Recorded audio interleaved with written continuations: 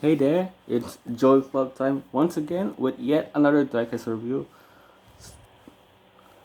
This time we are focusing on a diecast that I've been wanting for the longest time, for a few months already.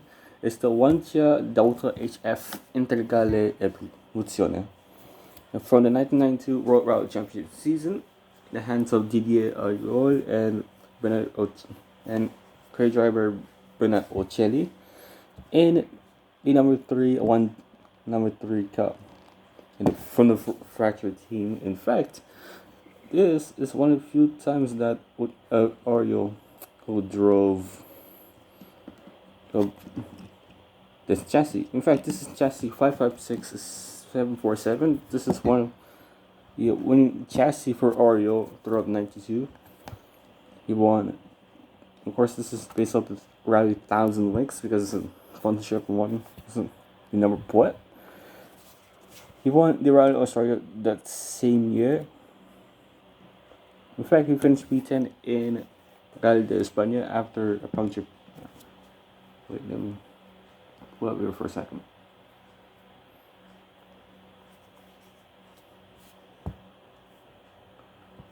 Yeah, after a problem in the second wagon that in Rally de España took him out of racing contention.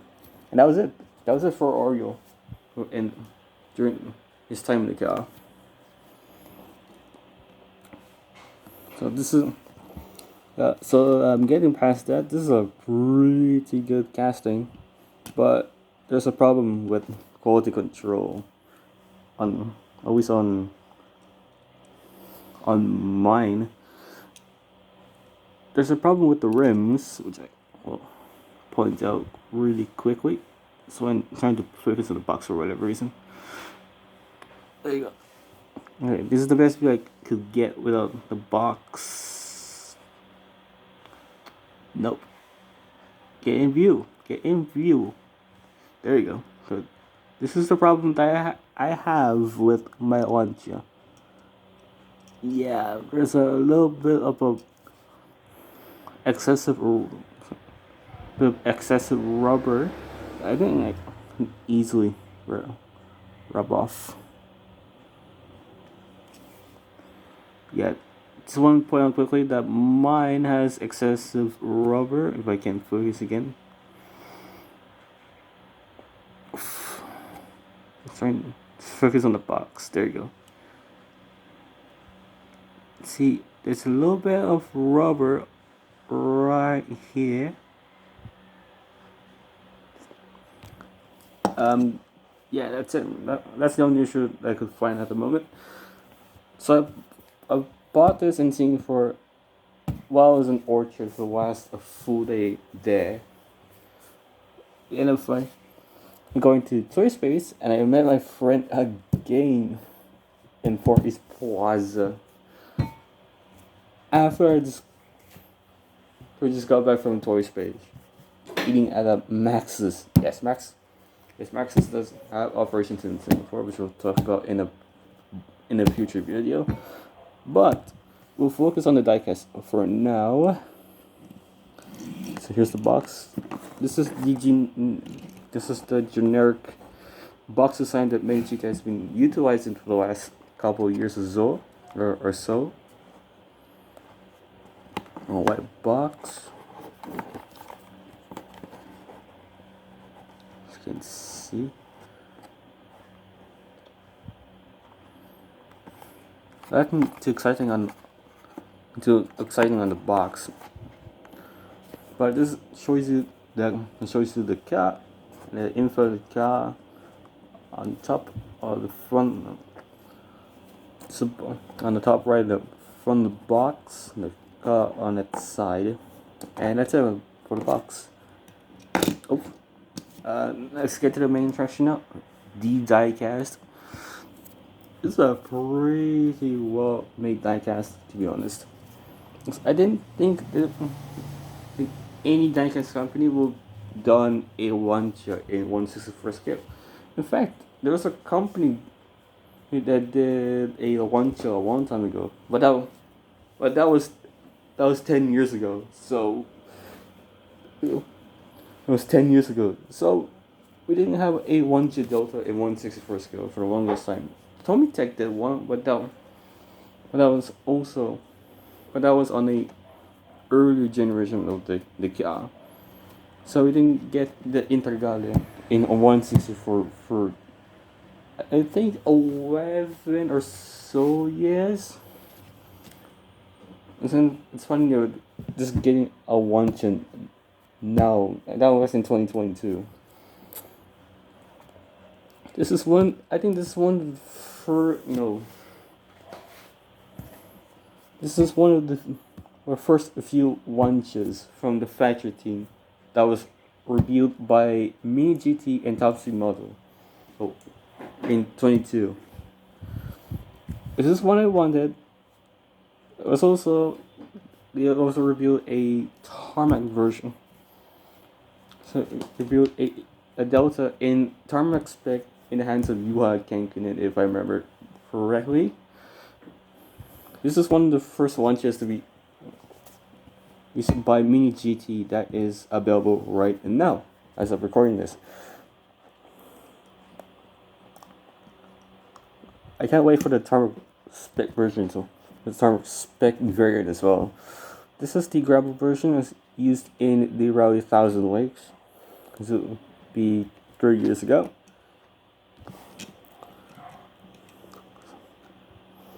This is a pretty well done casting. Details, as far as I know, are perfect.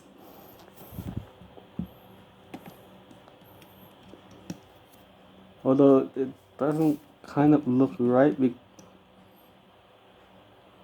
because I don't think they ever utilize red mud flaps in the rear bumper. As far as I know, I'm looking at pictures from the period. They did have mud flaps on the front, but they never actually included mud flaps on this. They did add rear mud flaps, which were actually there in the car, based on pictures that were shot by other photographers in the period. Gold Band will get in the EWRC. So this is technically a mismatch of different specs. This is the winning livery, but it's got technically wrong specs. The roof flaps are that was in the 1000 Lakes winning car are not modeled, because this is actually just the generic mold used by. The generic mold used at the gravel spec used at all times by MiniGT. So this is technically inaccurate in kit form, but the livery is spot on. Absolutely spot on. As far as I know. But there's a problem as well. Just wanted to point out. Bendy, the Michelin Man, is not on the car one, based on pictures from the period as well.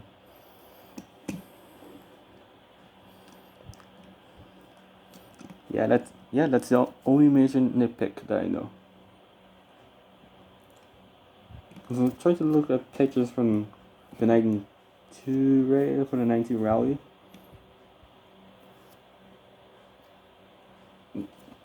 And it looks like everything is all correct.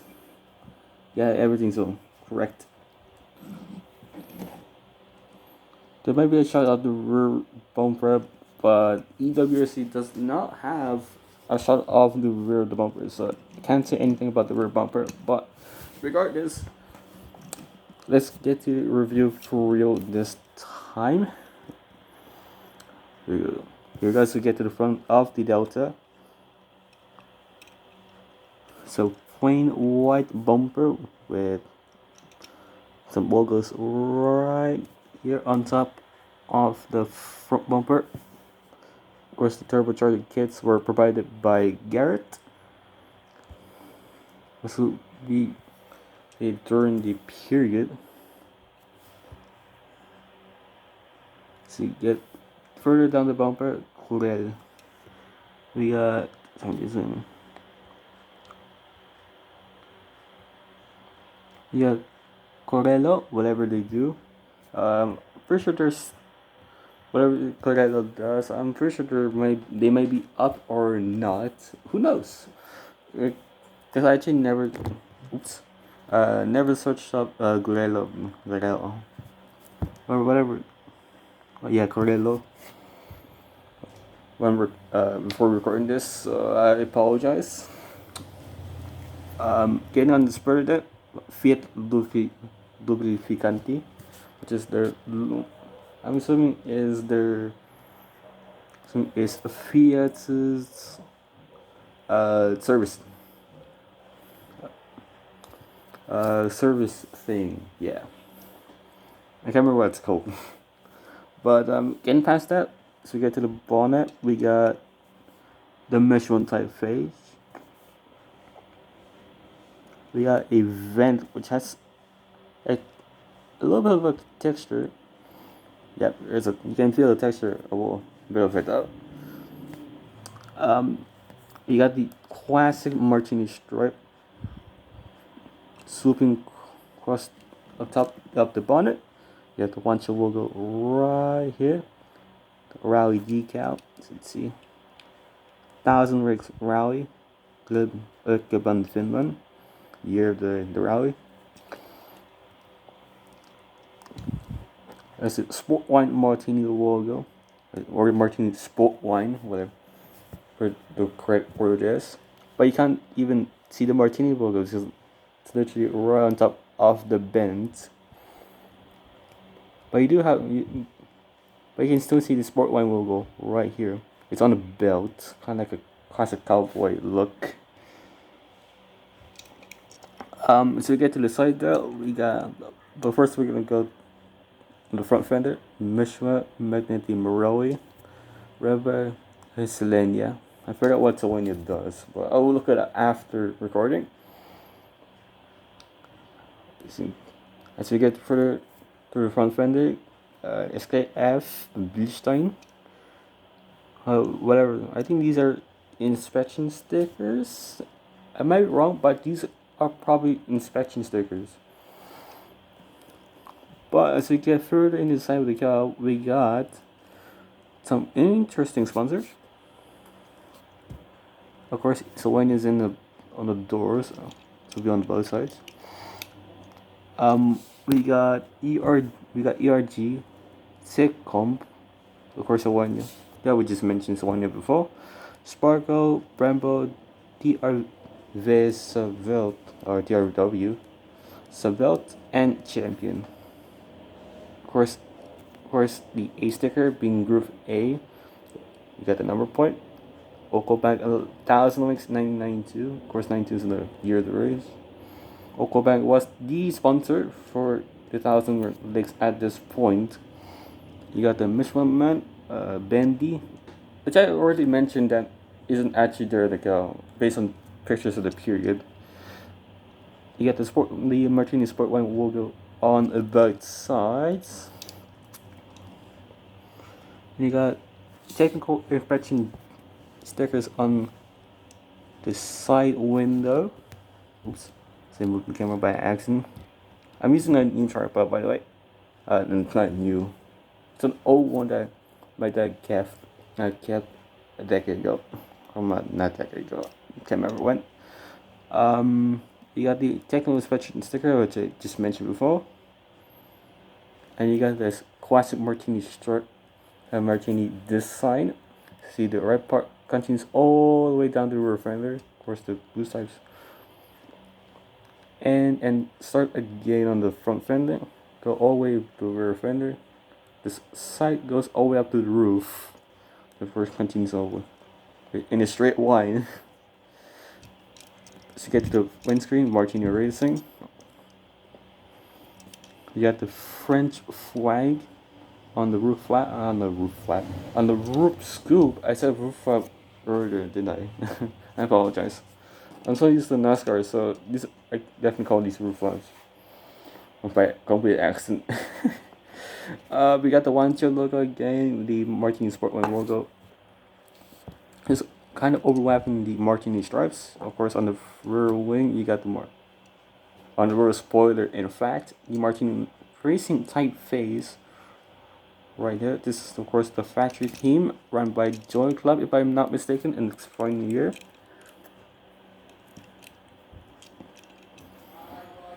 And the rear, I can't find shots of the rear yet. I'm not sure if this is accurate or not, but regardless, you got the Martini Racing typeface yet again on the rear spoiler.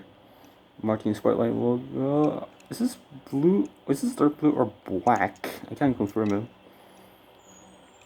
But this is to be black. Yeah, black. That's another. So my Nick pickup mine. You got the Martin. You got the Lancia badge right there in blue. Of course, you got the number plate of the car. TO13721T. Of course, can't remember what TO means. Someone let me know in the comments on what TO stood for. You got the HF badges on the trunk, on the boot line. Americanized. Americanism. The Michelin typeface on both sides of the rear bumper. Of course, you got the door handle for the boot. Oh yeah, these are mud flaps. These are road though. Of course, the same side as the WEF, but you got the information for both the car driver and the driver. Information about the car as well, based on period. Could be used in period. Oh yeah, I forgot to mention these are the names of the drivers and their blood types. Of course, Renat Occelli and Didier Auriol, and their blood types, and the French tricolore. Yeah, their positions are swapped on the right side of the car. Nice OZ rims, and these are on slicks. I don't think the 1000 was ever had a tarmac stage, did the 1000 links in this period even have stages that was on tarmac? I don't think they even had a tarmac stage at that point. But what I do know that the 1000 links is mostly tarmac. Someone let me know in the comment section as well if I'm correct or not. Let's get to the base. As of course, I love looking at bases. You can see some detail on this. Detail on the rear suspension link. Of course, MiniGT made in China. Nothing about the car, but they did put some detail. You got the what's this called again? I can't remember what this is called, but this is a hose for the brake line on both sides of the car. Of course, you get the engine. Of course, you got the kind of like a heat blocker. Just below the engine to prevent overheating. You see, they put more effort on this rear suspension link. Right there. But yeah, that's it for the car. This is a pretty good casting. I think this is, other than the some of the inaccuracies that this car has, this is a pretty good representation of the 1000 Lakes winner. So if you have the opportunity to, if you have this, spot this guy on sale, you should probably get it. As long as you get it on a pretty decent price. Because I got mine in Singapore I got mine in Singapore for a Toy Space for $19. For $19. As far as I know, a $19.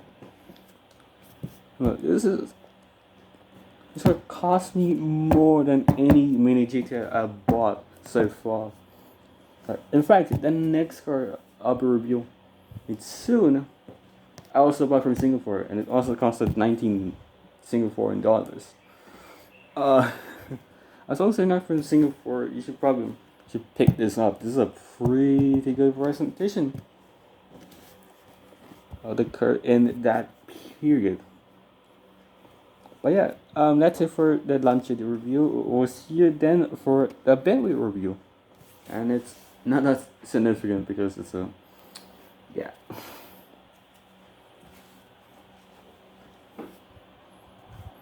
See you guys then for the Bentley review.